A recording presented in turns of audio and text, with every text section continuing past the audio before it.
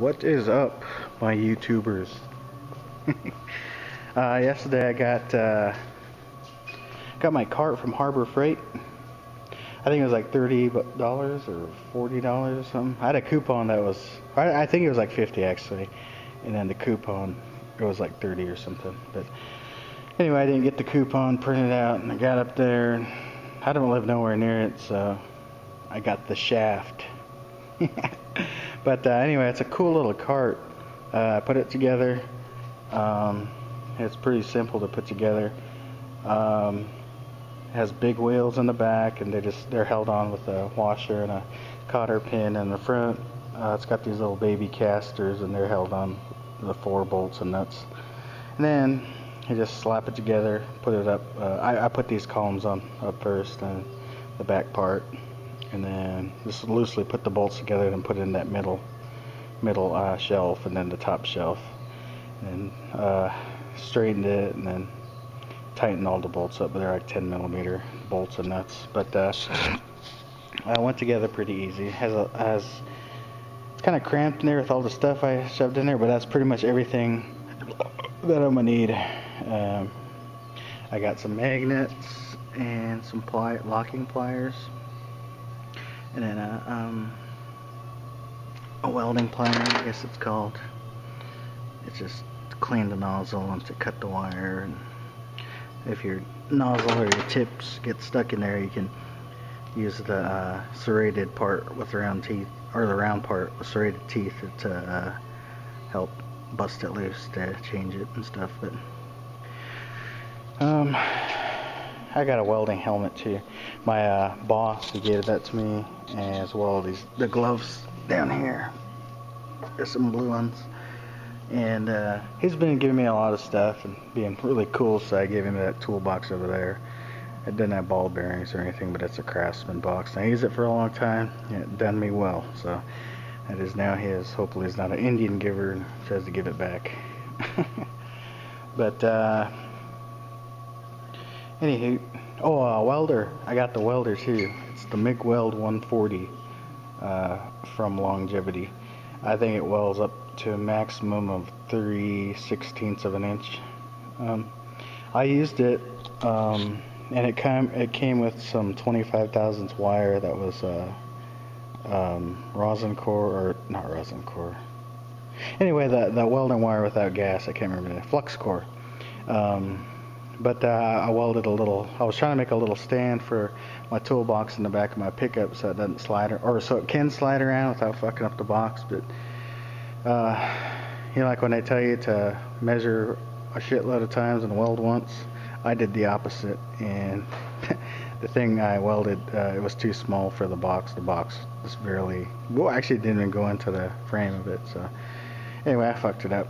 But I tried to take it apart, and I welded it so good that I couldn't get it apart, so I'll have to cut it or scrap the metal and get new metal or something. So anyway, the welder did its job with that flux core wire. Yesterday I also got some 30 thousandths wire right here, and I haven't got a bottle of argon yet, but I'm gonna get the smaller one. And then I got some tips, because this one comes with some 25 thousandths wire tips, but it wasn't going to work with that wire that I got yesterday, so I went into Big R, and I got these tips. Can't really see them, but when you're getting those, you have to make sure you get the right diameter.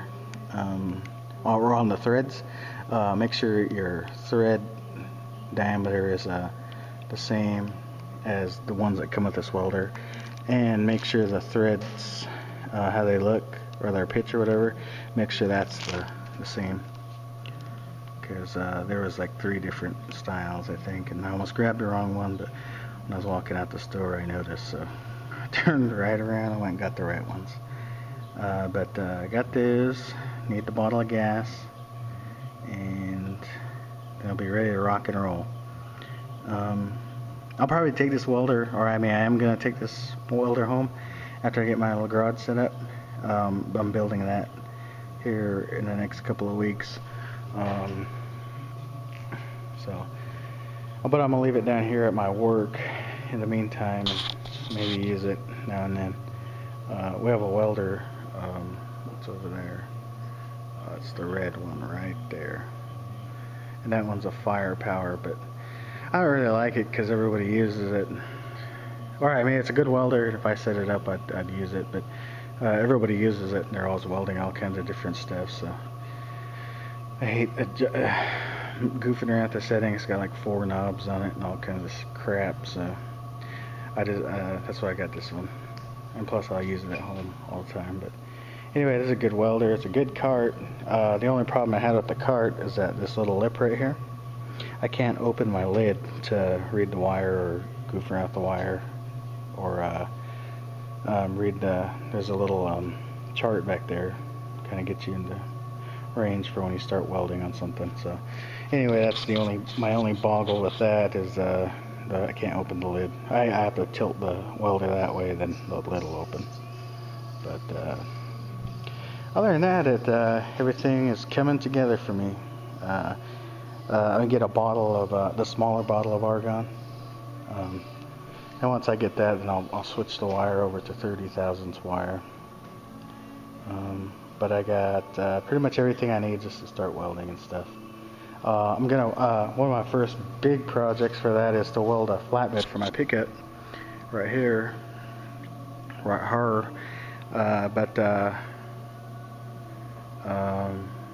Probably do that here in the next couple of weeks as well. Actually, I might do that before I do my garage, so that way I could bolt my toolbox down and bolt that other toolbox down.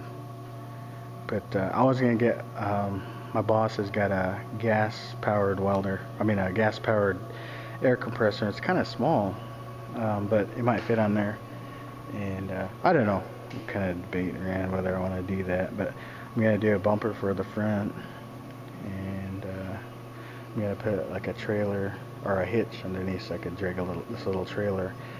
In fact, that's what I'll probably do on that little trailer is put a generator and a air compressor on the, it's a little small trailer. It's like a little lawnmower hauling trailer. But I'll probably like goof around with it and enclose it or put a cage around it somehow so nobody steals my crap out of there. But I'll probably put this welder. Well, actually, I don't know if I'll put the welder on there, but if I need to, I can just undo that strap and load the welder on that trailer and put the bottle on there, and I can run it off the generator if I have to, but I probably won't. I'm also going to get a gooseneck trailer so I could haul vehicles to my house and work on them like on the weekend or an evening. And then in the meantime, I'll have this pickup with a flatbed and my tools, my basic tools and jack, all that kind of shit, so I could go around and work on people's cars at their homes or wherever they may be. One time I even went into the mountains to fix a car. A van broke down. So me and my boss man took my pickup up there and we changed the alternator on it. And it literally was up in the mountains. We drove for like 20 minutes on dirt roads. And in Oregon, we have some pretty big mountains.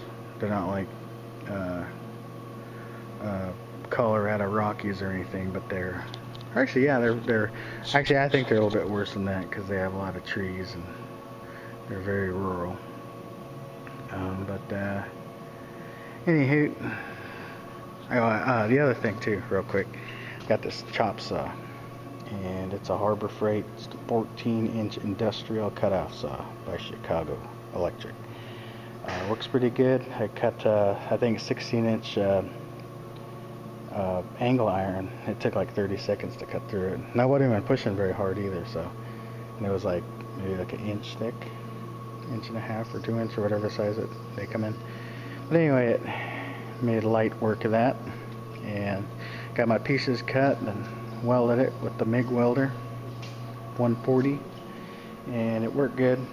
So anywho, if you guys are just starting out in automotive or just looking for a small welder, I love this thing.